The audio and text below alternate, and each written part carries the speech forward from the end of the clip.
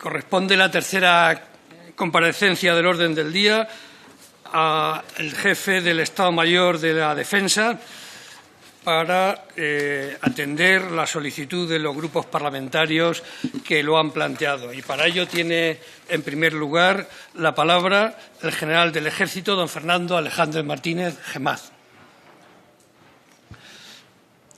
Muchas gracias, señor presidente. Señorías, trataré de ser breve. El secretario de Estado ha hablado de placer, el subsecretario ha hablado de honor, por lo que mi primera idea ha sido pensar en hacer una broma y decir que para mí era una obligación. Pero no es cierto. No es cierto porque eso no obsta para que les pueda decir que me alegro de volver a verles, de tener una oportunidad más de ponerme delante de sus señorías para explicarles qué pretendo pedirles a nuestras Fuerzas Armadas que hagan con la parte correspondiente del proyecto de presupuesto que el Gobierno ha elevado a Cortes. Déjenme, señorías, que empiece citando a un compareciente que, dirigiéndose a una comisión muy parecida a esta, dijo: el resultado global de cuanto se ha expuesto y se va a exponer persigue una única meta: conseguir unas Fuerzas Armadas firmes, modernas, operativas, unidas, adecuadas siempre a las posibilidades económicas y sociopolíticas nacionales, fuertes en su cohesión y disciplina, capaces de constituir un eficaz instrumento de nuestra política exterior y un decisivo factor de disuasión contra todo lo que pueda atentar contra la seguridad, unidad e independencia de la patria y el orden institucional establecido según las leyes vigentes. La persona que dijo esto hablaba de orden institucional, pues lo hacía antes de la firma de la Constitución. Era el primer informe general presentado allá por el mes de septiembre de 1977 en esta Cámara por el teniente general Gutiérrez Mellado. Como habrán podido comprobar, sigue siendo de total aplicación en 2019. Con esta referencia inicio la comparecencia ante esta comisión, algo más de 8 meses después de que lo hiciera, para hablar de los presupuestos de 2018 y, sobre todo, de la necesidad de disponer de unas Fuerzas Armadas, como dijo el general, modernas, operativas, eficaces y capaces de cumplir con las misiones que les atribuye el artículo 8º de la Constitución. Como ustedes saben, señorías, dentro del proceso colaborativo del planeamiento de la defensa, el secretario de Estado es el responsable del planeamiento de los recursos financieros. Es él quien define, gestiona y explica el presupuesto. El subsecretario y yo trazamos, sobre la base de esos presupuestos, nuestras respectivas políticas. Él las de personal, yo las relacionadas con el planeamiento de fuerza y con las operaciones militares que las Fuerzas Armadas llevan a cabo 24 horas al día, 7 días a la semana, los 365 días del año. Habida cuenta de la hora y de mi propósito de no abusar de su paciencia, no voy a reiterar los detalles del presupuesto que les ha facilitado ya el secretario de Estado. Me voy a centrar en analizar los riesgos y las oportunidades que esta previsión de inversión en defensa implican a la hora de definir el planeamiento de fuerza y lo que mis compañeros, los 120.000 militares con los que tengo el honor de trabajar, van a hacer en 2019 con estos mimbres. No obstante, para ello recorreré brevemente al principio los aspectos más notables del programa de presupuestos presentado y les expondré luego los retos y amenazas que presenta el entorno estratégico en el que nos encontramos y hacia el que nos encaminamos. Y detallaré, por un lado, cómo nuestras Fuerzas Armadas operan en el día de hoy para cumplir los cometidos que tienen asignados y, por otra, cómo prevén adaptarse al entorno en que creeremos estará España dentro de 15 o 20 años. Si ponemos el foco en la inversión a largo plazo, durante los últimos meses, como ha detallado el secretario de Estado, el Gobierno ha adquirido compromisos de gasto con cargo a ejercicios futuros por un total de 11.374 millones de euros. Con ese presupuesto se hará frente a 7 programas especiales de modernización de las Fuerzas Armadas: la renovación de las comunicaciones satélite, la extensión del programa del submarino S-80, la modernización de los helicópteros Chinook, la obtención o adquisición del segundo lote de helicópteros NH-90, la adquisición de 348 vehículos de combate sobre ruedas 8x8, de 5 fragatas F-110 y la actualización del programa Eurofighter 2000. En algunos de estos casos se ha firmado ya la orden de ejecución. La iniciación de estos programas era algo esperado hace tiempo y resuelve alguna de las necesidades de modernización más imperiosas. Necesidades que han venido aplazándose durante muchos, tal vez demasiados años, y cuyo impulso supone, qué duda cabe, un espaldarazo notable a las capacidades de nuestras Fuerzas Armadas y también, por qué no decirlo, a las de la industria de defensa como capacidad estratégica nacional. Con todo ello, se nos permite diseñar un objetivo de fuerza a largo plazo más acorde con lo que creemos que será el escenario estratégico de 2035. Sin embargo, me preocupa que los presupuestos no contemplen un aumento correlativo, o al menos sustancial, también en los gastos de sostenimiento asociados. Recientes estudios indican que los costes de mantenimiento a lo largo del ciclo de vida de un sistema de armas, operando en condiciones normales, duplican los de adquisición, incluso en algunos casos, en los aviones de combate, algo más. En nuestro caso, esto está agravado todavía más porque el sostenimiento de sistemas de los que ya disponemos se ha encarecido al haber tenido que alargar su vida operativa por el retraso que han sufrido el lanzamiento de los programas de modernización que antes he citado. No debemos olvidar tampoco, al menos yo no lo hago, que estos programas o compromisos de futuro presentan niveles elevados de riesgo, ya sean estos de tipo político, industrial y, sobre todo, financiero o económico. Si estos riesgos que menciono no se mitigan adecuadamente, podrían motivar importantes disfunciones en las capacidades de las Fuerzas Armadas. El secretario, por lo tanto, ya ha hablado de la necesidad de una ley de programación militar para contar con una senda de crecimiento sostenida, razonada y orientada, de un presupuesto previsible que facilite planear de forma eficaz y racional y que también nos permita conseguir los compromisos de inversión en defensa. No puedo menos que suscribir al 100% su afirmación y veo en esta una oportunidad clara de impulsar esa redacción de la ley que él citaba, aprovechando este ciclo en el que nos encontramos. Quizá incluso se podrían explorar otras alternativas para regularlos legalmente con mayor firmeza aún. Quizá pactos de Estado, compromisos políticos entre partidos que sustenten de forma inequívoca las previsiones de inversión en la defensa nacional y que conviertan realmente a la defensa en esa política de Estado de la que hemos hablado esta tarde, asegurando o permitiéndonos asegurar en el largo plazo la modernización, el sostenimiento y el funcionamiento de una forma previsible y segura. Sin entrar, como he dicho, en los detalles cuantitativos ya expuestos por las otras dos autoridades de planeamiento que me han antecedido y que trabajan conmigo, quiero señalar en primer lugar el esfuerzo que se ha hecho, aunque no puedo decir que el esfuerzo cumpla todas mis expectativas.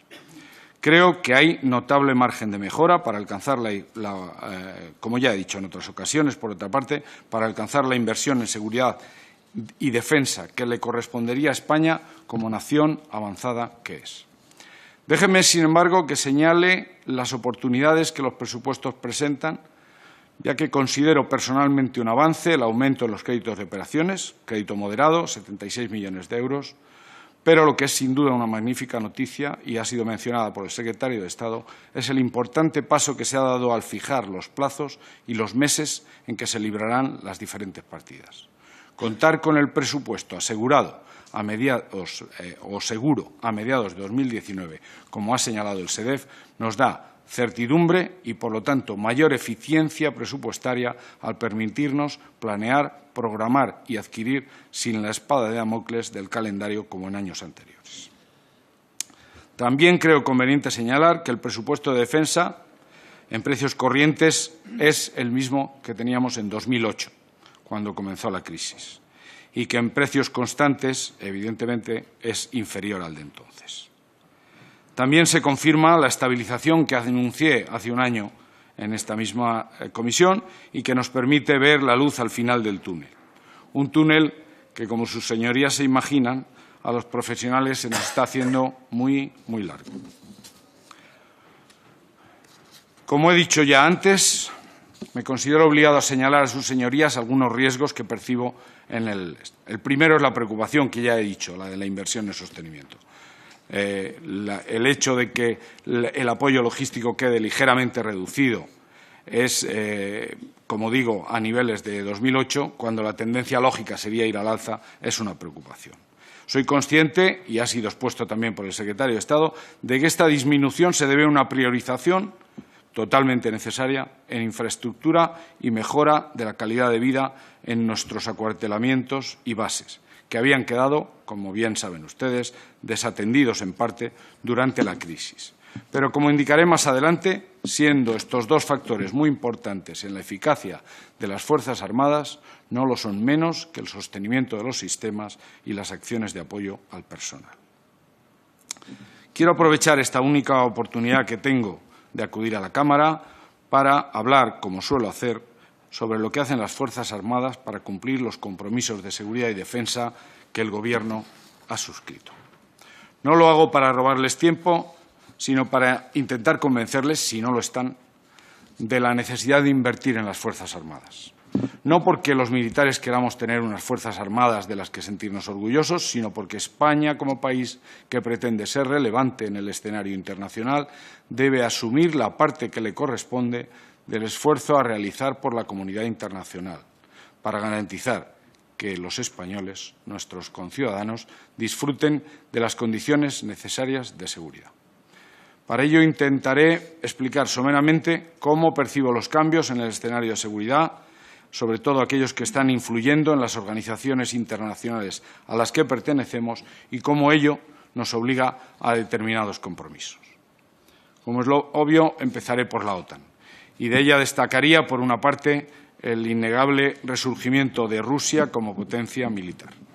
Y, por otro, la cada vez más presente amenaza que suponen los grupos terroristas internacionales y, con ello, el acercamiento de la violencia terrorista, tanto la del denominado Estado Islámico como de otras organizaciones terroristas de origen yihadista, cada vez más cercanas a las fronteras de la Alianza. Estas dos amenazas han obligado a la OTAN a llevar a cabo un proceso de adaptación, el más importante desde la Guerra Fría. Una adaptación con la que reafirmaron su compromiso los jefes de Estado y de Gobierno de los países de la Alianza en la cumbre de Bruselas el pasado mes de julio. Los principales pilares de esta adaptación son tres: el fortalecimiento de la disuasión y defensa de Europa, para lo que la OTAN se ha robustecido internamente y ha reforzado su frontera este, sin descuidar, por supuesto, la vigilancia sobre el sur y sobre las líneas de comunicación a través del Atlántico. La proyección, el segundo pilar, sería la proyección de estabilidad fuera de las fronteras de la OTAN, intensificando el esfuerzo por combatir el terrorismo, pero haciendo que sean las fuerzas locales las que gradualmente asuman la responsabilidad de estabilizar sus respectivos países. Y el tercer pilar, la intensificación de la cooperación con la Unión Europea. Como es lógico, estos trascendentes retos han conducido a la Alianza a llevar a cabo una importante modernización. Una modernización que abarca desde la revisión de su estructura de mando hasta una modernización de sus medios, puesto que la OTAN los demanda de mayor calidad, de mayor disponibilidad. Y, de hecho, hasta lograr un compromiso de todos los aliados para contribuir de forma proporcional a ese esfuerzo. En función del potencial económico de cada uno, desde luego, pero el esfuerzo que se demanda, el esfuerzo financiero que se nos demanda es mayor en este escenario de seguridad. España, como no podía ser de otra forma, hace un gran esfuerzo por comprometerse con los pilares de esta adaptación que acabo de citar. Tenemos un compromiso en lo que respecta a la revisión de la estructura de mando, que implicará un aumento de unos 1.200 puestos en distintos cuarteles generales de la Alianza, de los que a España le corresponderá aproximadamente un centenar. Para que la nueva estructura esté implementada, como se ha determinado, a partir de 2021 tendremos que ir aumentando paulatinamente los puestos que proporcionamos a la Alianza, y ello supone un esfuerzo notable. El resto del compromiso se mide sobre la base de tres parámetros que sus señorías conocen ya casi mejor que yo. la inversión en defensa, la aportación de capacidades a los planes de la Alianza y la contribución en tropas en operaciones y misiones de la propia Alianza. Como saben, nuestra inversión en defensa no nos permite ocupar el lugar que en puridad nos correspondería. España puede ser entre el sexto o el séptimo país por peso específico en la Alianza. Sin embargo, en el parámetro de inversión nos encontramos mucho más cerca de los puestos de la cola que de los de la cabeza. En los otros dos estamos, por el contrario, bien avanzada la primera mitad de la tabla. Es por ello que fundamentalmente considero es el esfuerzo de nuestros militares, los que despliegan en cualquier lugar u ocasión que se les ordene, así como la voluntad demostrada en capacidad de compromiso y en rapidez de respuesta a las peticiones de la Alianza, la que nos permite superar esas limitaciones y demostrar al resto de la OTAN que somos un aliado fiable y comprometido. Es ese grado de compromiso, esa fiabilidad, la que me lleva a tratar de explicar en parámetros de capacidades y tropas lo que hace España por la Alianza. España apoya ese pilar de la disuasión y la defensa y para ello ha incrementado su contribución a la fuerza de respuesta rápida de la OTAN, para la que prevé poner a disposición de la Alianza en 2019 casi 6.000 efectivos. Además, como bien conocen, mantiene desplegado un contingente mecanizado en Letonia como parte de la presencia avanzada de la Alianza en el este de Europa y participa en la operación Persistent Effort en Turquía para defender a ese país de posibles ataques de misiles balísticos y en la operación de policía aérea en los países bálticos. España también está comprometida con el pilar de proyección de estabilidad y lo hace, por ejemplo, participando en Resolute Support, en una operación que está consiguiendo que, tras la retirada de lo que llamábamos la International Assistance Force, ISAF, allá por 2015, sean ya las fuerzas nacionales de seguridad afgana las que estén combatiendo en primera línea con los terroristas, tanto talibanes como del Estado Islámico. Como suelo señalar en diversos foros y como sus señorías conocen, las Fuerzas Armadas españolas, sus Fuerzas Armadas, cumplen su trabajo de forma muy satisfactoria a los ojos de la Alianza y así tratamos de paliar con empeño y profesionalidad los riesgos sobre nuestro statu quo. No obstante, creo necesario señalar que si España no demuestra con hechos claros que pretende iniciar al fin la recuperación de la inversión, será difícil mantener ese estatus.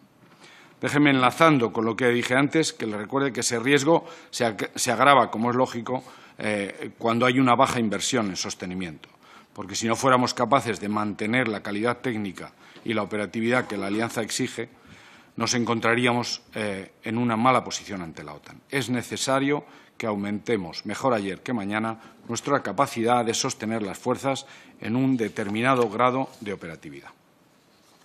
En cuanto a la Unión Europea concierne, no debemos olvidar, en primer lugar, que la cooperación con ella es el tercer pilar de la propia estrategia de la OTAN, lo que le da un papel preponderante en la seguridad y defensa europeas.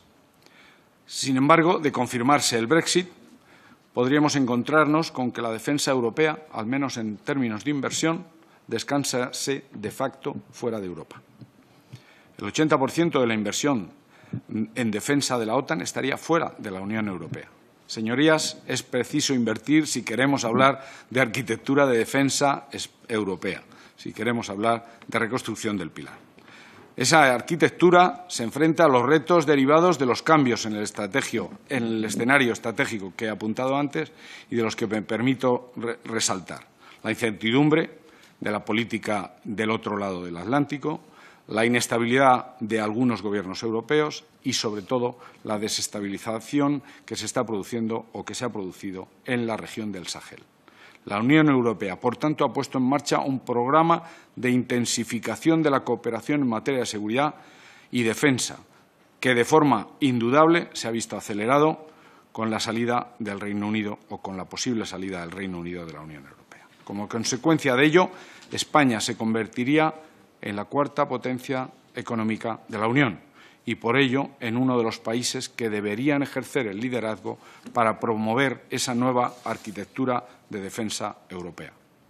Debemos creérnoslo y, por ello, deberíamos actuar en consecuencia. Y, por ello, como hecho más destacado, señalaría el lanzamiento de la cooperación estructurada permanente en materia de defensa, que es lo que conocemos por sus siglas en inglés, que sería incapaz de repetir ahora, como PESCO.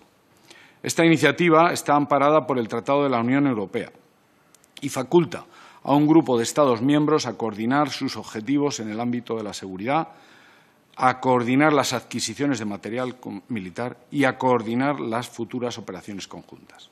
España siempre ha querido formar parte de PESCO desde su lanzamiento y por ello se ha comprometido a un plan de implementación que le obliga en fuerzas a las operaciones de la Unión, a participar en programas de desarrollo de capacidades, a invertir en investigación y desarrollo y a incrementar la inversión en defensa. Por lo que respecta al primero de los compromisos, es obvio que España ha hecho un esfuerzo significativo, y hará, por participar en cuantas operaciones le sea posible. De hecho, es España el único país que ha participado en todas las operaciones y misiones de la Unión Europea desde que éstas comenzaron. La ministra comparecerá ante esta comisión en breve plazo para explicarles el detalle de sus compromisos, pero creo que puedo señalar a sus señorías que está previsto que en 2019 España esté en misiones de adiestramiento en Mali, en Somalia y en la República Centroafricana, así como en la operación Altea en Bosnia y Herzegovina, y que continuará participando con buques y aviones en Atalanta y en Sofía. Aprovecho para destacar que, como todos saben, coincidiendo con la fecha prevista para el Brexit, el 29 de marzo, el cuartel general de la operación Atalanta se transferirá desde Londres a Rota para empezar a ser liderado por España. La operación liderada por España. España participa en el desarrollo de capacidades militares dentro de las limitaciones presupuestarias, pero lo hace. En muchos casos lo hace llevando de la mano, conduciendo a la industria, que es el principal actor en este tipo de actividades. Y ahí es necesario el aumento de la inversión en I+D, plasmado en los presupuestos de 2019 y que deberíamos consolidar en el medio plazo.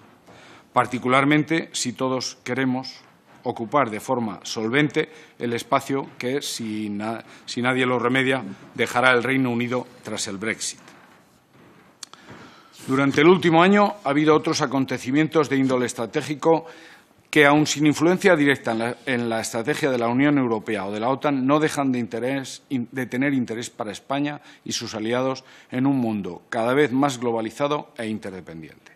Y estoy mirando el teatro asiático, que está ganando en relevancia estratégica y atrayendo la atención de los principales actores mundiales.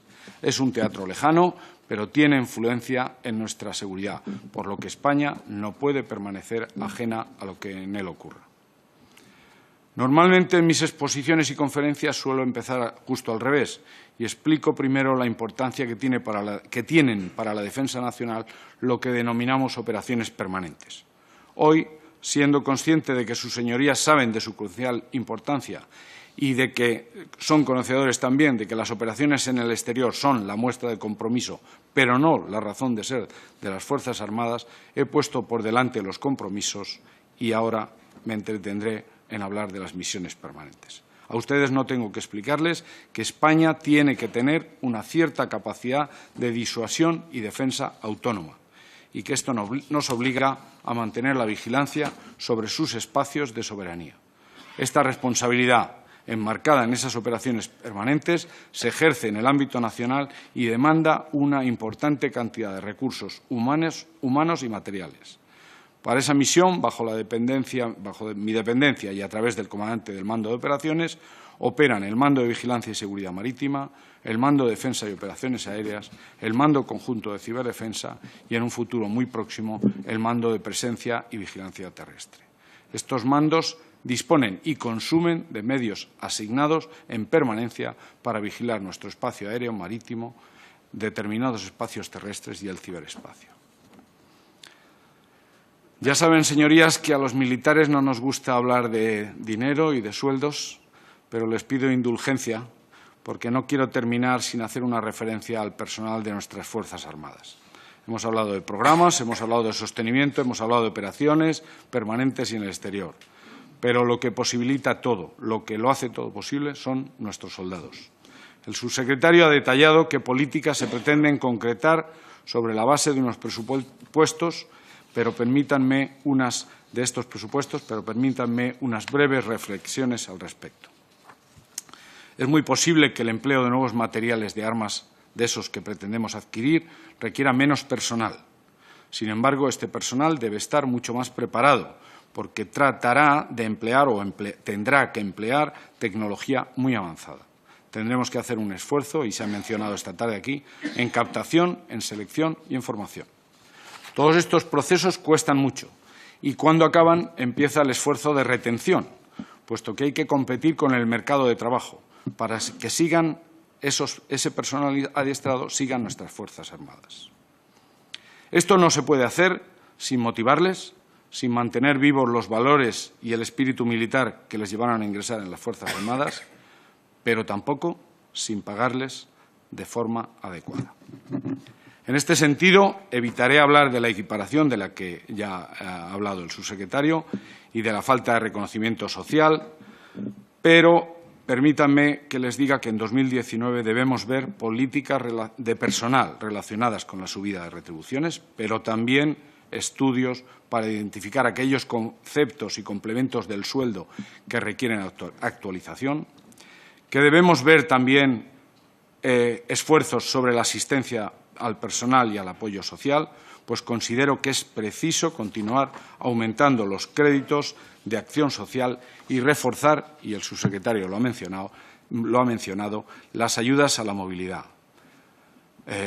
pago de desplazamientos, abono de gastos de instalación, estudios sobre la posibilidad de actualizar las compensaciones por alquiler de la vivienda. Como ha dicho el subsecretario, está previsto también un gran impulso a la conciliación familiar. Sin duda, las numerosas medidas que se pretenden aprobar en este aspecto incidirán positivamente en la moral de los hombres y mujeres que forman parte de las Fuerzas Armadas. Pero no debemos olvidar que estas medidas deben ir acompañadas de un aumento de personal que compense de alguna manera, y especialmente en las unidades operativas, los efectos prácticos de la conciliación. En los planeamientos a largo plazo, como ha explicado el subsecretario, ya estamos realizando y estamos incrustando ese importante factor. También se deben incrementar los créditos de formación para nuestro personal. Es imprescindible impulsar la enseñanza del inglés y también, en menor medida, pero también la del francés. En el mundo de hoy, en el mundo militar de hoy, como dijo el secretario de Defensa, el ex secretario de Defensa norteamericano Jim Mattis, no importa la brillantez táctica o estratégica, hay que comunicar. Y para ello, en el entorno operativo actual y futuro, hay que dominar el inglés y hablar francés. Voy acabando.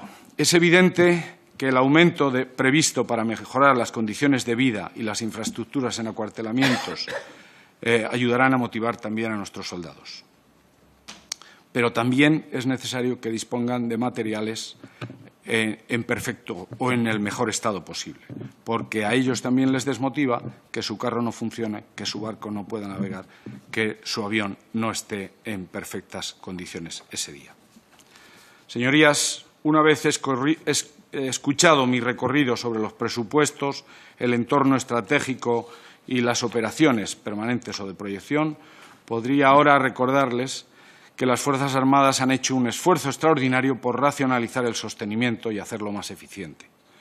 O simplemente decirles que lo de hacer más con menos hace tiempo que quedó totalmente agotado. Podría volver a repetir que la defensa y sus propuestas y sus presupuestos han pasado una muy mala época de decrecimiento y que, aunque empezamos a ver la luz al final del túnel, como antes decía, el túnel se nos está haciendo muy largo.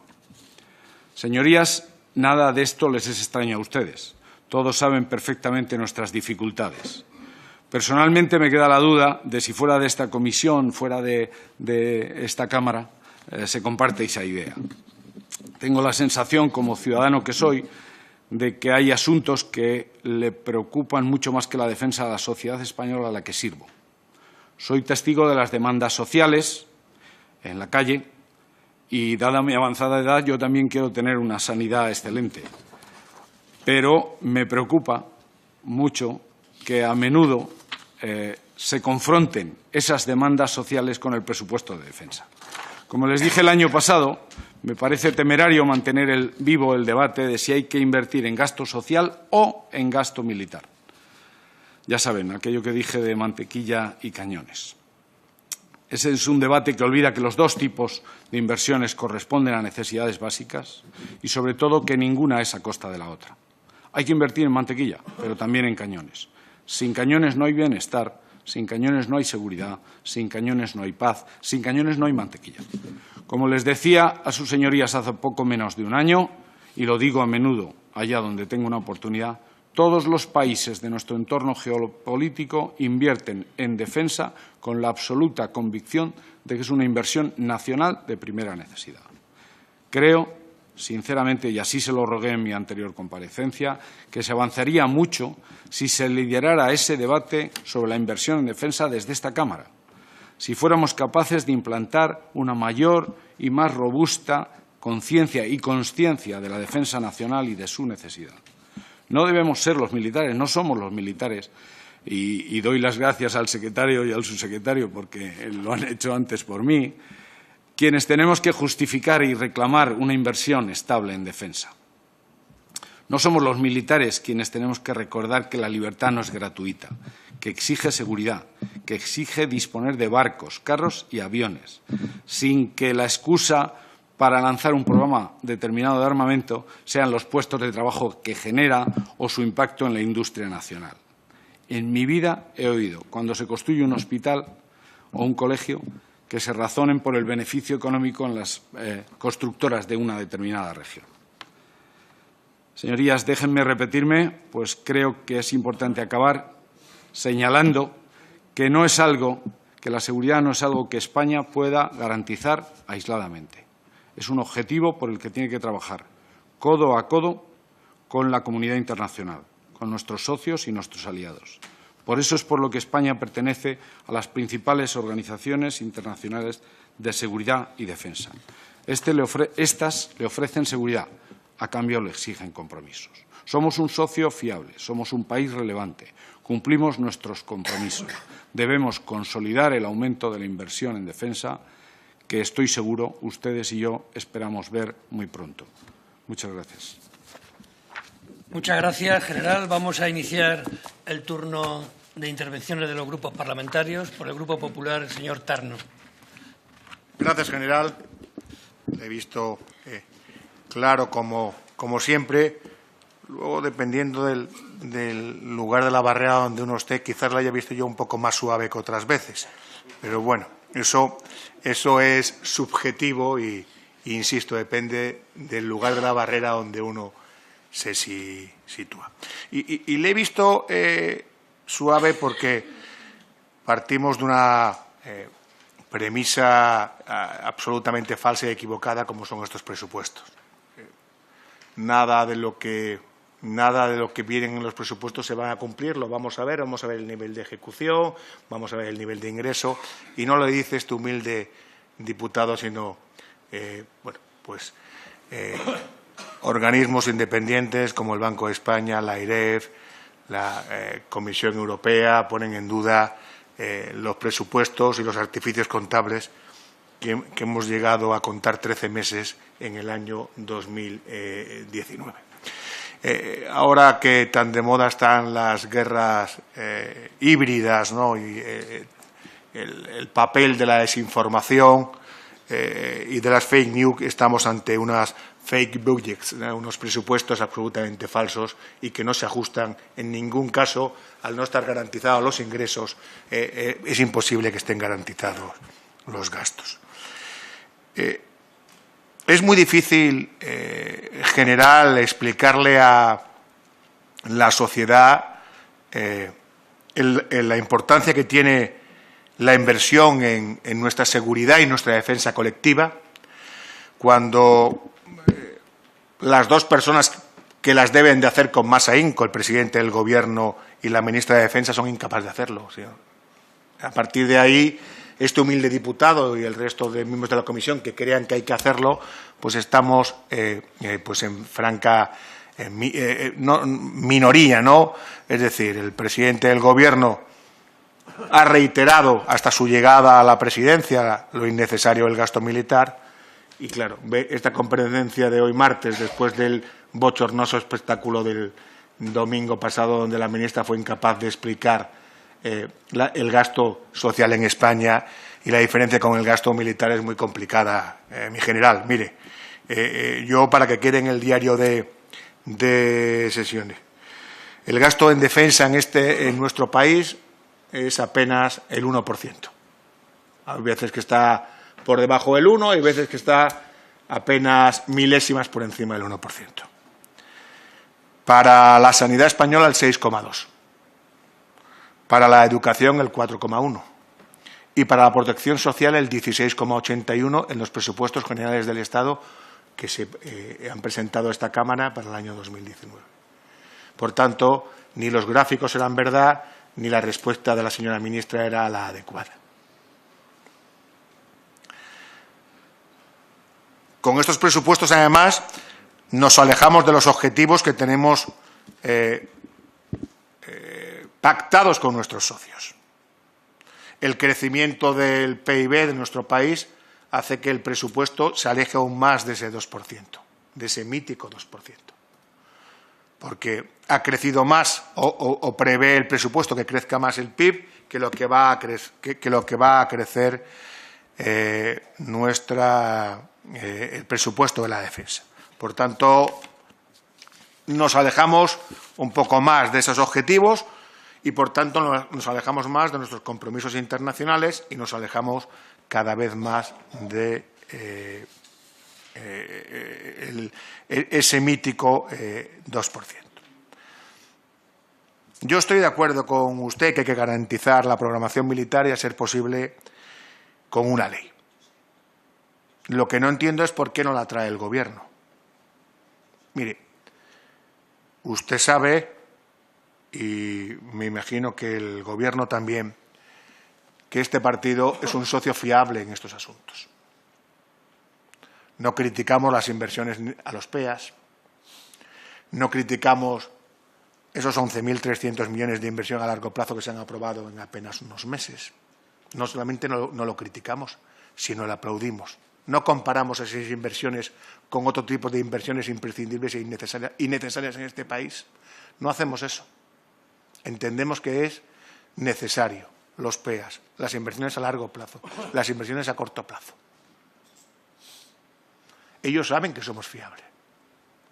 Yo siempre digo que el resultado de la subcomisión de la Tropa y Marinería hubiera sido absolutamente distinto si no hubiera producido la moción de censura. Nosotros dijimos lo mismo antes de la moción de censura y seguimos diciendo lo mismo después de la moción de censura. Y igual pasa con la ley de programación militar. Dijimos lo mismo una cosa en el Gobierno y decimos lo mismo ahora. Lo que esperamos es que alguien nos llame del Ministerio para sentarnos a negociar la ley. Si la ley no sale este año es porque el Gobierno no quiere. Es más, tengo la absoluta certeza que este Gobierno socialista no quiere una ley de programación militar. Yo sí, y le invito a que la traiga y a que la negociemos y que venga consensuada. Y suma los 139 diputados del partido mayoritario en esta Cámara y los del partido del Gobierno, sin ningún tipo de problema. Pero ya verá usted cómo no lo van a hacer, mi general. No lo van a hacer, porque estarán en el debate de la mantequilla. Cuando, como usted muy bien ha explicado, la mantequilla es necesaria y los cañones también. Por eso, insisto, no nos van a encontrar en todo aquello que sea beneficioso para nuestras Fuerzas Armadas y para la defensa de nuestro país, para la defensa en el interior y en el exterior, para que nuestras Fuerzas Armadas puedan cumplir su mandato constitucional. Así que por nosotros no va a quedar. Yo lo que me gustaría también saber, ya termino con una serie de preguntas, si con estos presupuestos está garantizada la operatividad de nuestras Fuerzas Armadas y nuestros compromisos exteriores. Durante estos últimos meses hemos visto suspensión de maniobras, ejercicios, etcétera, etcétera. Hay programas como el del gasto operativo, que ha crecido un 2,78, como usted ha dicho, pero también hay programas como el 122N, el de apoyo logístico, que es esencial para el mantenimiento de la operatividad de nuestra fuerza, que decrece un 12,65. Eso hace viable el mantenimiento de nuestro material, aeronaves, buques, transportes terrestres, etcétera, etcétera. El señor subsecretario nos ha leído una retahíla de mejoras de la vida de nuestros soldados, de la tropa y marinería, de nuestros oficiales, de las que yo me alegro y espero que se pongan en práctica. Pero se han evaluado todas esas medidas que, por lo que se ve, van a entrar en vigor en apenas unos días con la operatividad de nuestras Fuerzas Armadas. Si se ejecutan esas medidas como están planteadas, se puede cumplir pues, con todos los objetivos que tienen encomendados nuestras Fuerzas Armadas, porque sin ser un experto en organización militar, es evidente que esos reales decretos van a hacer que muchos de nuestros soldados y marineros y suboficiales y oficiales pues, permanezcan fuera del servicio ordinario un tiempo importante. Y eso hace que las unidades se resientan si no hay un mayor número de soldados, marineros, oficiales, suboficiales que ejercen sus funciones. Entonces, quería saber si usted ha evaluado la incidencia que va a tener estos reales decretos en el ejercicio y el funcionamiento normal de nuestras Fuerzas Armadas. Darle una vez más las gracias por su intervención, por animarnos a que sigamos con nuestro trabajo. Insisto, va a encontrar no solo a mí, sino a mi grupo parlamentario, al partido que lo sustenta, un aliado en explicar que las políticas de defensa, que la inversión en defensa es también una inversión en política social. Muchas gracias. Gracias, señor Tarno. A continuación, por el Grupo Socialista, señor Cortés. Muy bien. Muchas gracias, presidente. Muchísimas gracias, general Alejandre. Gracias, mi general. Gracias por su sinceridad, por su honestidad y por su transparencia. Antes de comenzar mi intervención, sí que me gustaría agradecer el trabajo que nuestras Fuerzas Armadas desarrollan por la seguridad de todos los españoles y todas las españolas, tanto en nuestro país como fuera de nuestra frontera. Y si me lo permiten, quisiera hacer como cántabro una especial mención a los hombres y mujeres de la UME, que después de las inundaciones que hemos sufrido en Cantabria y otras regiones hace unos días, han trabajado intensamente para recuperar la normalidad lo antes posible. ¿Sabe usted que en esta comisión su intervención siempre tiene una especial importancia para el conjunto de los diputados y diputadas? Sobre todo porque entendemos que usted realiza un diagnóstico profundo de aquellas debilidades o fortalezas del presupuesto basándose en cómo va a afectar a nuestras Fuerzas Armadas y a sus capacidades a corto y medio plazo. Si hacemos un repaso general sobre las últimas intervenciones de quienes asumieron su misma responsabilidad anteriormente a usted, e incluso de usted mismo, en anteriores años, podemos concluir que desde el año 2009 hasta el 2018 la inversión en defensa en nuestro país ha resultado insuficiente. Sería injusto si no dijera que eso mismo ha ocurrido en otras políticas también muy importantes para el conjunto de la ciudadanía. Pero centrándonos en el presupuesto de defensa, que es lo que hoy analizamos en esta comisión, podemos observar, y usted así lo ha reflejado en su intervención, que se consolida el compromiso con la modernización de las Fuerzas Armadas y que se hace un esfuerzo, que en mi opinión siempre será insuficiente, en la modernización de las infraestructuras directamente vinculadas a la calidad de vida de nuestras Fuerzas Armadas. La implicación de nuestro país en las operaciones de mantenimiento de la paz, la transparencia en su presupuesto, la garantía de las capacidades de nuestras Fuerzas Armadas, el impulso a la modernización de nuestras Fuerzas Armadas a través de los programas especiales de armamento, o, como decía usted, el aumento de los créditos de operaciones y fijar los plazos y meses de las diferentes partidas, son algunos de los ejemplos que se perciben con claridad en estos presupuestos. Creo que todos los que estamos aquí somos conscientes de los retos a los que nos enfrentamos, con amenazas que mutan cada vez más rápido y que necesitan de respuestas complejas y de personal altamente preparado y bien remunerado para desarrollar sus funciones.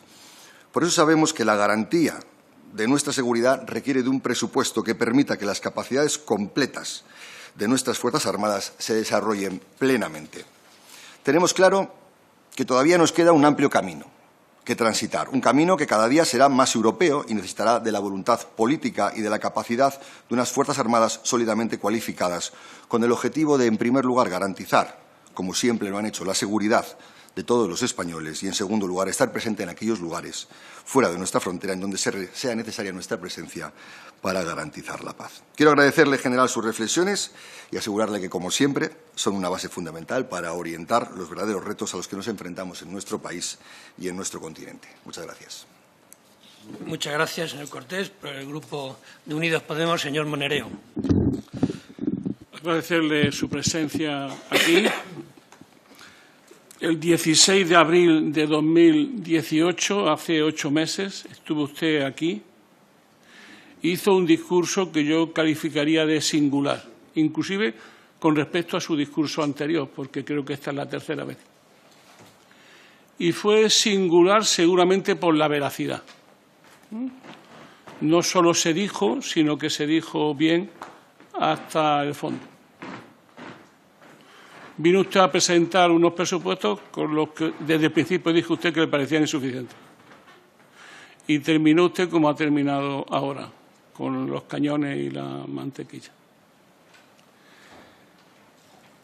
No voy a entrar mucho en ese discurso comparándolo con esta realidad de hoy, 8 meses después, porque luego se lo haré en forma de pregunta.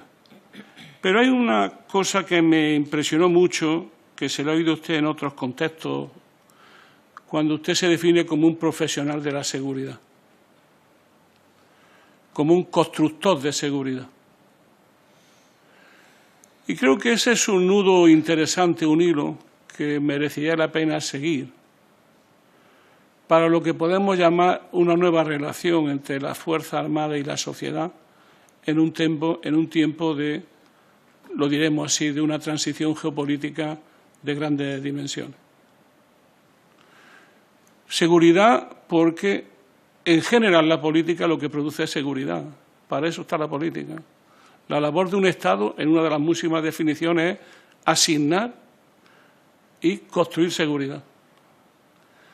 Y en el último momento del monopolio de la violencia legítima siempre está la seguridad de la Fuerza Armada, que es la última barrera de la seguridad y el fundamento de toda, de su propia posibilidad, porque garantiza la soberanía nacional. Desde esa perspectiva, yo creo que tendríamos que reflexionar colectivamente mucho para darnos cuenta que el problema de la contraposición entre cañones y mantequilla tiene mucho que ver con una cuestión previa, que es que el Ejército, la Fuerza Armada, producen y definen bienes públicos. Y también público es el que garantiza al Ejército como la seguridad social. El problema de fondo es qué papel le damos en la sociedad a lo público. ¿Qué valor tiene lo público?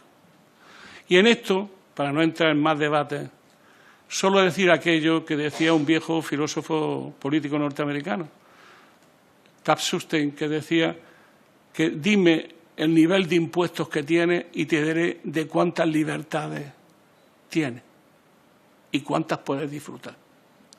Y es que el gran problema de los presupuestos cuando se contrapone mantequilla con cañones es que seguramente los presupuestos no son justos ni en su origen ni en su gasto. Y claro, la sociedad española seguramente tiene necesidad que alguien se lo diga con cierta claridad. Porque algunas veces oyendo estos debates, llevamos aquí pues unas cuantas horas, uno siente de gritar aquello de no me defiendan más, por favor, no me defiendan más. Desde esa perspectiva, algunas cuestiones. La primera es, ¿hasta qué punto, con respecto al análisis que usted hacía hace 8 meses, puede usted pensar que estos presupuestos ayudan, como valora, al sostenimiento y la operatividad de nuestra Fuerza Armada? O sea, ¿qué diferencia de cualidad puede haber aquí con otra época? La segunda cuestión tiene que ver con los objetivos de capacidad militar. Si mal no recuerdo, debemos estar ya en la fase de ejecución o de definición del planeamiento de defensa. eran 2 años, y ahí tenía que salir algo así como un catálogo de capacidades militares. Yo creo que eso tiene mucha importancia y que desgraciadamente no hemos podido discutir aquí todavía. Pero creo que tendríamos que ver hasta qué punto lo que ustedes han ido evaluando, porque es su función fundamental, sí, creo, es hasta qué punto en ese catálogo de capacidades militares se está relacionado con el tipo de armamento que se está comprando, para decirlo en plata. Lo que se está adquiriendo se contrapone, se pone, tiene mucho que ver con la evaluación político-estratégica militar que ustedes han hecho. La tercera tiene que ver con algo que ya casi creo que me ha respondido usted antes y que la compañera lo planteaba, que es este desfase entre lo que podemos llamar la adquisición de material de defensa y su mantenimiento, ¿no? Porque ha decrecido, mientras que el otro ha crecido, este ha decrecido, ¿no? Claro, puede preocupar la idea de que no estemos en condiciones de poner en marcha bien lo que adquirimos o hacerlo con la excelencia que se supone. Y, por último, el tema, algo que usted dijo hace unos meses sobre operaciones en el exterior, ¿no? Usted vino a decir 2 cosas, ¿no? Un poco contradictorias, a lo mejor yo lo entendí mal. Una es, la operación en el interior, de alguna manera, nos están dando un prestigio que nuestra inversión en defensa no nos dan y, por tanto, como socios parecemos que tenemos un gran compromiso y que lo ganamos con nuestro esfuerzo dando la cara, por decirlo así, a la brava. Y, por otro lado, también hablaba usted de ciertas dificultades operativas para la propia financiación de las Fuerzas Armadas por este tipo de operaciones, ¿no? Que le suponían desfases, ¿no? No sé si con lo que el secretario de Estado nos ha dicho sobre fechas podía solucionar. Y para no darle a usted más la tabarra, a esta altura una cosa final, un poco irónicamente. Me gusta, el subsistema militar es casi una organización completa, ¿no? Y suele tener un lenguaje propio, cada organización tiene lenguajes propios, ¿no? Y me he fijado mucho en el lenguaje creciente que están ustedes empleando, ¿no? El núcleo de la fuerza, planteamiento de la fuerza, de la guerra de las galaxias, que tiene mucho que ver con lo que podemos llamar la filosofía oriental, que es lo que de donde copiaron ellos, ¿no? Y, por tanto, ya en este momento, para darle a usted el adiós hasta la próxima, pues que la fuerza le acompañe. Gracias, señor Monedero. Por el Grupo de Ciudadanos, señor Cano. Gracias, presidente. Gracias, general, por la comparecencia y por la ilustración de sus datos y su opinión sobre la aplicación de estos presupuestos. No obstante, yo tengo algunas dudas. Seguramente serán debido a mi ignorancia, cosa que repetiré abundantemente porque seguramente es el motivo. El año pasado, cuando usted compareció, la lectura que se dedujo aquí es que usted nos había dado un tirón de oreja a nosotros por hacer un presupuesto determinado, cuando el presupuesto lo hace el Gobierno. Yo no terminé de entender eso muy bien, pero en cualquier caso, seguramente será porque no nos explicamos bien, pero la verdad es que a día de hoy, como premisa, y nosotros, el Grupo Ciudadano, Parlamentario Ciudadano, antes de que yo creo que se pronunciara la Unión Europea, antes de que se pronunciara el Banco de España, antes de que se pronunciara la IREF, ya dijimos que tenía un agujero en torno a 10.000 millones. Entonces, a nosotros nos hace ser bastante recelosos con la viabilidad de este presupuesto.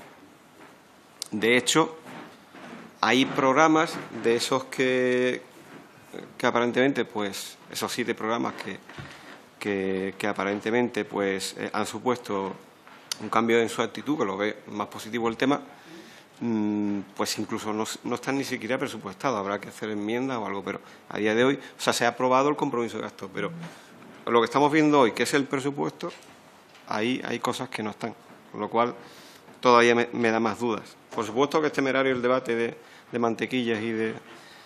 Eso fue la razón por la que el domingo me quedé petrificado, un programa que yo nunca veo porque no es un horario, en fin, me quedé petrificado cuando la titular del departamento no arrancaba algo en lo que pues muchos de los que estamos aquí estamos siempre empeñados en enfatizar, ¿no? La necesidad de esa seguridad a la defensa. Se habla mucho de política de Estado. Yo insisto, la política de Estado tiene muchos caracteres y muchos mimbres.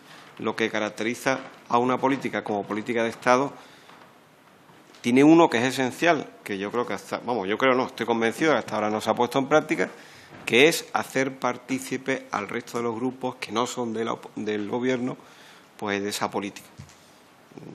Consensuando, elaborando, ha puesto el ejemplo de la Ley de Sostenibilidad del Gasto Militar. Eso es una cosa que yo llevo escuchando desde el año 2016 y siempre digo que, y lo he dicho aquí hoy, que los grupos tenemos un cupo determinado de iniciativa y que el Gobierno siempre ha tenido la posibilidad de traerlo y nos ahorraría muchísimos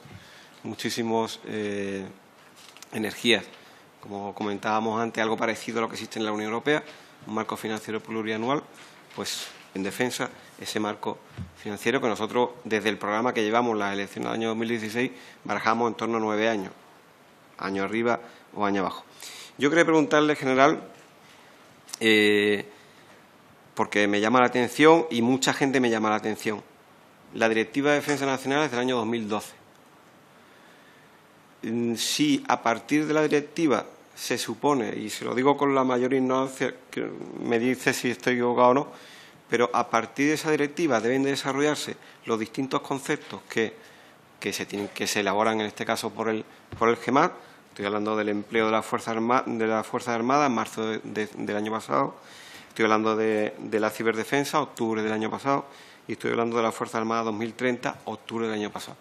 Mi pregunta es, ¿no deberían de estar vinculados esos conceptos a una directiva actualizada? O dicho de otra forma, si es que están vinculadas, ya le digo, lo pregunto, si están vinculadas a una directiva que pudiera estar desfasada por el tiempo en el que se aprobó y no se ha actualizado, si estos conceptos siguen teniendo la fuerza que deberían de tener si estuvieran basados, si es que lo deben de estar, en una directiva actualizada. El año pasado, cuando hablaba de los presupuestos, decía que era un presupuesto limitado y decía que eso le llevaba a la Fuerza Armada a priorizar unidades. Yo lo que me gustaría, si es posible, que nos explique cómo se ha hecho esa priorización, si ha habido un turno de rotación, qué criterios ha seguido. Igualmente decía que como consecuencia del presupuesto limitado, pues había una reducción de repuestos. ¿Cómo nos hemos apañado hasta el día de hoy? No ha pasado un año, menos, pero bueno, un tiempo prudencial. Igualmente con el tema de nuevas adquisiciones, no era posible, decía el año pasado que no era posible hacer nuevas adquisiciones. ¿Cómo nos hemos bandeado con ese presupuesto hasta ahora? Lo del proceso de planeamiento, ya lo han tocado otros compañeros, que también es otra de mis grandes dudas, ignorancia. El año pasado dijo que estaba en fase de elaboración. Ese proceso de planeamiento, al final, se concreta en un documento, en qué se concreta y, si es así, en qué fase de elaboración está, si es que no se ha aprobado, que yo creo que no, porque no, les digo que tampoco es un... El tema de las retribuciones lo hemos tocado todos. Yo creo que ahí hay unanimidad, todo el mundo está de acuerdo. Yo creo que realmente será un tema no de globalidad, sino de conceptos, de los distintos estratos en los que tiene el salario de la Fuerza Armada, que se difiere un poco del resto de los funcionarios públicos. Quería preguntarle también, lo que ya han dicho otros, evidentemente, si con estos presupuestos se garantiza pues la operatividad y la capacidad de las Fuerzas Armadas. Si es adecuado el nivel de modernización de nuestras Fuerzas Armadas a tenor de los riesgos a los que nos enfrentamos. Si hemos avanzado en el ajuste de la estructura operativa. Respecto a la política de defensa, que lo tenía anotado aquí para preguntarle, quería preguntarle qué espera de esa política de defensa de la Unión Europea. Va a ir a caballo de la OTAN, vamos a tener otros frentes, vamos a poder estar a la altura de España de los compromisos que vamos adquiriendo. Una cosa que no le ha dicho nadie y a mí me retumba un poco es el eje franco-alemán. A menudo salen estos dos países diciendo pues vamos a elaborar un sistema para construir el futuro caza europeo, el futuro carro de combate europeo, y España pues no termina de poder incorporarse o no lo dejan incorporarse. ¿En qué medida nosotros podemos actuar para incorporarnos o en qué medida afecta eso a la política de la Unión Europea, que yo creo que por un lado va la Unión Europea, por otro lado a veces van países que integran la Unión Europea? El F-35, conocer su opinión. Es un reto que tenemos por delante, no hay mucho donde elegir y hay detractores y defensores del F-35. Quería preguntarle también si tiene conocimiento, porque he visto alguna publicación por ahí, de que nuestros militares, es decir, soldados, pero cuando digo soldados me refiero a todos los empleos, sufren o puedan sufrir un cierto estrés post-misión. Y yo creo que está en condiciones de decirlo, porque incluso conoce casos muy directos, seguramente. Quería preguntarle también, porque me ha llegado la noticia de que hay un documento de la OTAN que hace referencia a la capacidad de anfibia como una capacidad más, como si eso no existiera hasta ahora y ahora se ha incorporado como algo innovativo. Quería preguntarle si eso es así, si eso va a suponer que en nuestro país la infantería marina pues va a estar más implicada en misiones de aquí en adelante. Ha hablado de Rota, también lo tenía apuntado aquí para preguntarle cómo valora que España sea considerada como, o vaya a ser designada como un cuartel general de esa misión de Atalanta. Cuando ha hablado de la arquitectura militar europea, le pregunto qué debe hacer España para ser partícipe y uno de los protagonistas de esa arquitectura militar europea, así como el teatro asiático. ¿Qué podemos hacer? ¿En qué nos influye? ¿En qué nos afecta? ¿En qué tenemos que cambiar nuestra política de defensa para estar al loro? A mí mucha gente me dice, oye, que el mundo no es solo Europa, hay más mundo por ahí. Entonces, ahora cuando me ha dicho el teatro asiático, yo me he puesto una alerta. Digo, bueno, pues coincide con lo que me venían diciendo. Lo del tema de la conciliación ya sabemos, evidentemente. Hace falta más plantilla. El problema es si ve posibilidades de que se pueda incrementar la plantilla antes de que se vea afectada esto. Y lo último, y ya le dejo tranquilo, en su día se aprobó un plan de mantenimiento, no sé exactamente el nombre, de la UME, creo que era 2006-2021, creo que era.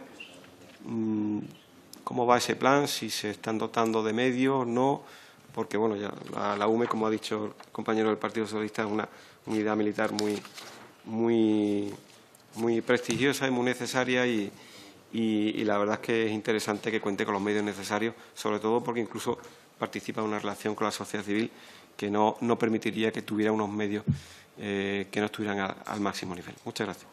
Gracias, señor Cano. Tiene la palabra de nuevo el GEMAT. Bueno, pues, presidente, muchas gracias y trataré de dar respuesta a la mayoría de las preguntas, a ver si soy capaz. Debe ser la edad y la hora, lo de que he perdido fuelle, don Ricardo. Pero yo no entraré en el presupuesto, que no domino, que es del secretario de Estado. Lo que sí que le puedo decir es una cosa.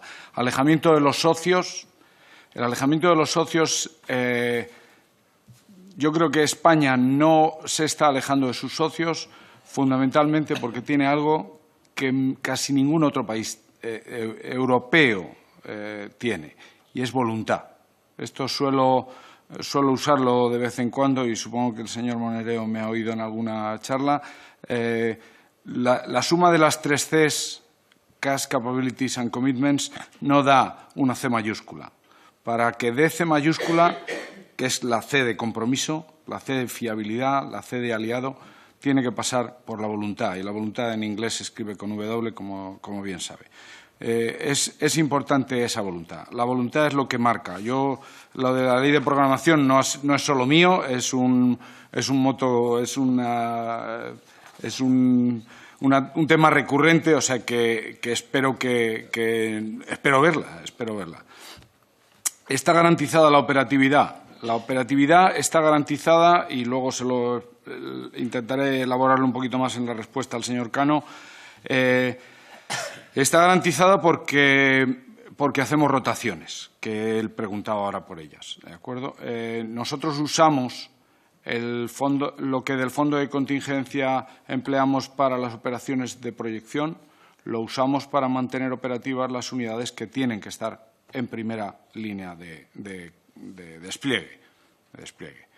Pero efectivamente el apoyo logístico es esencial y lo único que hace viable el que mantengamos la operatividad es precisamente el que tiramos del fondo de contingencia.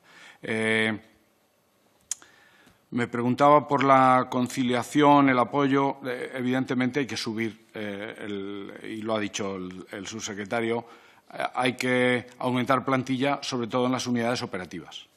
Las unidades operativas estamos ahora refinando los detalles de dónde van a ir y espero poder informarle adecuadamente al subsecretario en breve. Pero, evidentemente, todas estas medidas de conciliación, de apoyo, etcétera, no se podrían llevar a efecto si no tuvieran detrás un incremento de personal, que mis compañeros, los 3 jefes de Estado Mayor, han cuantificado y estamos ahora intentando alumbrar en un documento que recibirá el subsecretario en breve, espero. Yo, don Ricardo, darle las gracias a usted por sus palabras hacia las Fuerzas Armadas, que sabe que le agradecemos.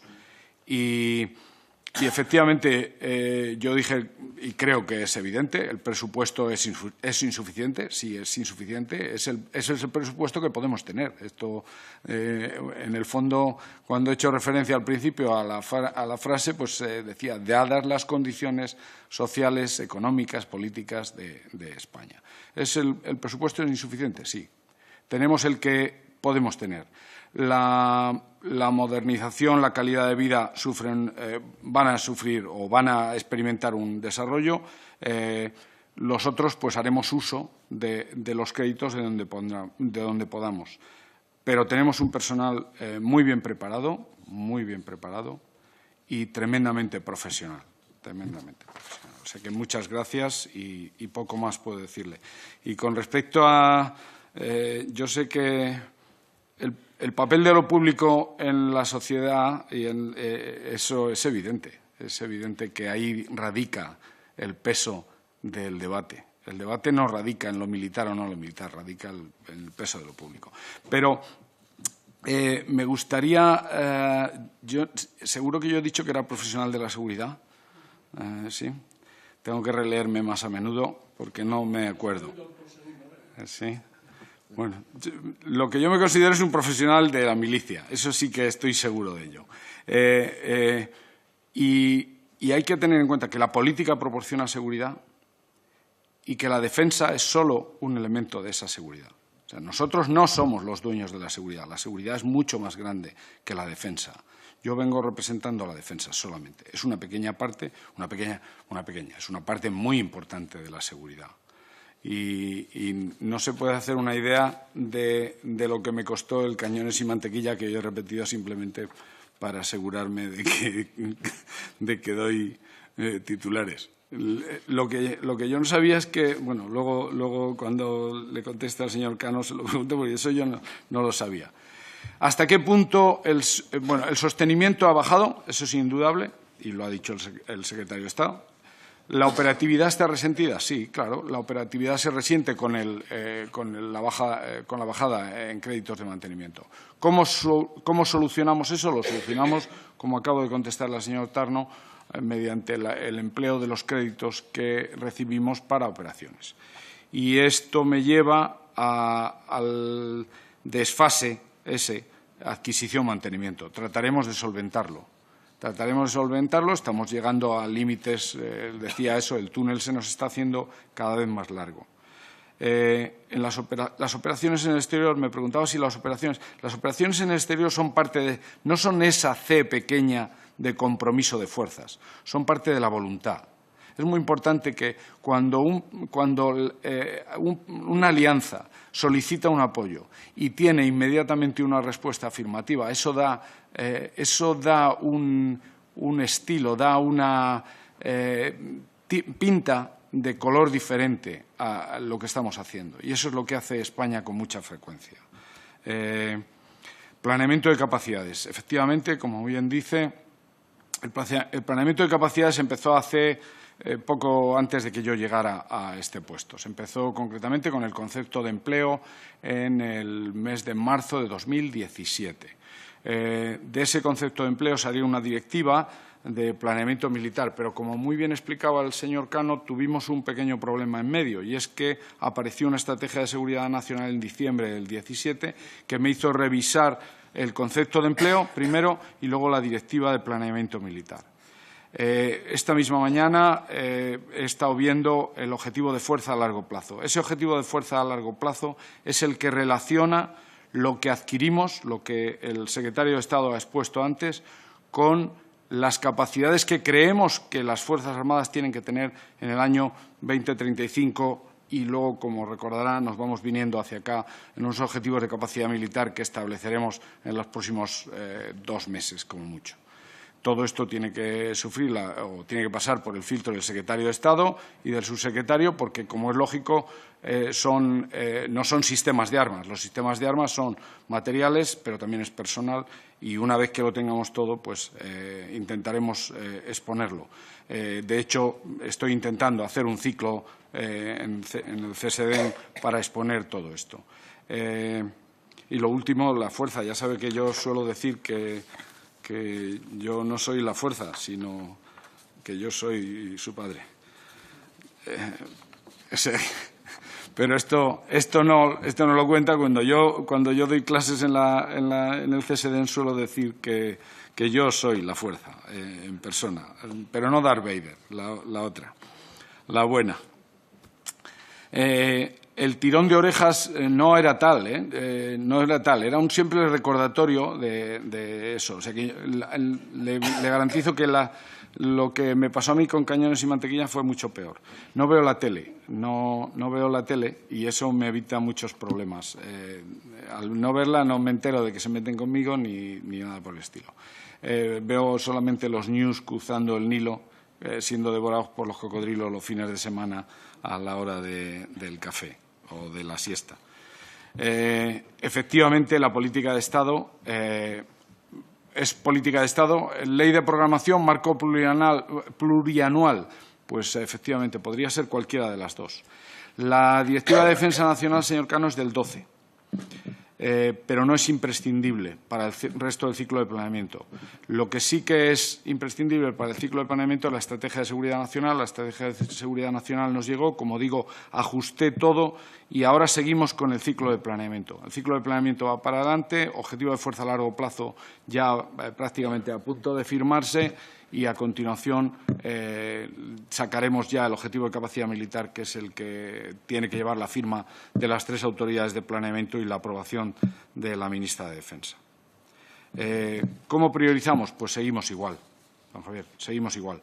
Hacemos lo mismo, hacemos rotaciones y solo podemos mantener adecuadamente aquello que vamos a tener que usar, ya sean operaciones, ya sean compromisos. El resto de la fuerza, pues lamentablemente, tiene que esperar a mejores oportunidades. ¿Está garantizada la operatividad? Pues, como le he dicho, sí. Sí está garantizada la operatividad, porque estamos cifrando la operatividad de lo que realmente vamos a necesitar emplear. El marco adecuado y la modernización creo que lo he hecho ya, y avances en la estructura operativa, pues sí, vamos dando pequeños avances.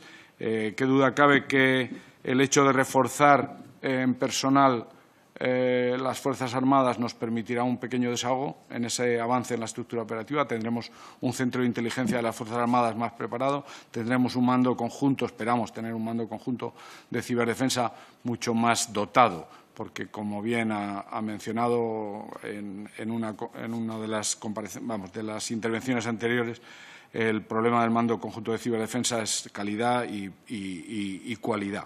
No es solamente la cantidad, es también un aspecto cualitativo. ¿Qué podemos hacer con la Unión Europea? Pues tenemos que invertir, tenemos que hacer investigación y desarrollo y tenemos que ir a operaciones. Lo tercero está garantizado, lo otro es lo que, como decía antes el secretario de Estado, pues vamos llegando poco a poco a ello. Yo puedo decirle cuáles son los desarrollos y la complementariedad entre la OTAN y la Unión Europea, pero los desarrollos de armas fundamentalmente están vinculados al secretario de Estado. Y es él el que sabe perfectamente que ahora mismo España está haciendo un esfuerzo para estar dentro del programa de FCAS y probablemente en breve veremos alguna noticia en ese aspecto. Y con respecto al F-35, con sinceridad, no lo he analizado todavía porque, como le digo, estoy haciendo el objetivo de fuerza a largo plazo que no ha llegado todavía. No tengo constancia de ningún documento OTAN sobre la capacidad anfibia, pero sí tengo la certeza de que la infantería de marina es muy importante para España y que es muy importante para España la capacidad de proyección de fuerzas a través del medio marítimo, por lo cual estoy convencido de que la Brigada de Infantería de Marina tiene un futuro estupendo, por lo menos en los planes de este GEMAD. Estoy seguro de ello. Del estrés posmisión hay una pregunta de su grupo parlamentario que sé que estábamos a punto de contestar, pero con sinceridad se me escapa. Yo les veo cuando vuelven a territorio nacional, pero no les veo después y no sé muy bien si ha habido. Seguro ha habido casos porque le han ocurrido a todos los ejércitos, pero no sé ni el impacto ni la profundidad de esos casos. Y con respecto a la rota, pues la valoración es muy positiva, como no puede ser de otro modo. Empezaremos lo que llamamos el ensayo paralelo entre Norwood, donde ahora radica el cuartel general, a principios de marzo, y el día 29 de marzo, si Dios quiere, pues estaré en rota en el acto de entrega de la bandera de Atalanta del cuartel general británico al nuestro. Y el programa que usted mencionaba antes, don Javier, es el Vitalume. Es un plan de renovación de materiales de la Unidad Militar de Emergencias que entiendo que siguen, que es seguro que sigue en vigor, y no he visto los créditos de este año, pero normalmente lo que pretendía hacer el jefe de la Unidad Militar de Emergencias cuando dependía de mí era renovar su material en pequeños trozos de aproximadamente un 10% por año, para a lo largo de 10 años haber renovado todo el material que tiene la Unidad Militar de Emergencias. Y creo que he respondido a casi todas, si no a todas. Y